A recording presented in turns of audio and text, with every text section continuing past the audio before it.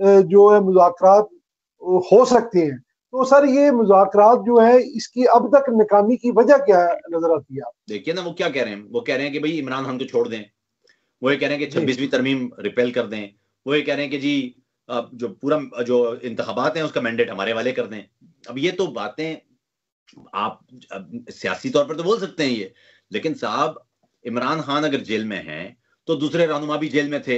इमरान खान पर अगर आपके बकौल सियासी मुकदमात हैं तो दूसरों पर भी सियासी मुकदमात थे, तो दूसरों ने क्या किया था?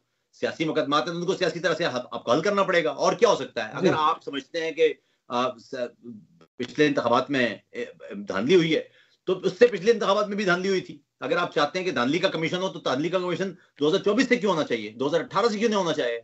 तो मेरी राय में इतना आसान भी मुज़ाकरात नहीं है। वो क्या कह रहे हैं, वो जो कह रहे हैं कि आप सारे मुकदमात खत्म कर दें, तो और जो है वो अचानक जो है वो पूरा मैंडेट हमारे वाले कर दें, और वो तो इतना आसान नहीं होगा किसी भी गवर्नमेंट के लिए उसको सुनना। हाँ, ये हो सकता है कि आप एहतजाज जारी रखें और एहतजाज के लिए एक ऐसी जगह इनको दे दी जाए जहां ये एहतजाज कर लें। लेकिन अगर ये डी चौक पे आते हैं, और तो फिर 1 किलोमीटर दूर है पार्लिमान, तो फिर जी कौन सी किस चीज की गारंटी रह जाएगी, ये सवाल है।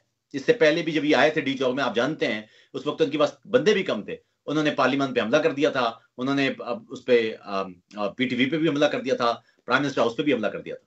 तो आप कैसे रोकेंगे इनको?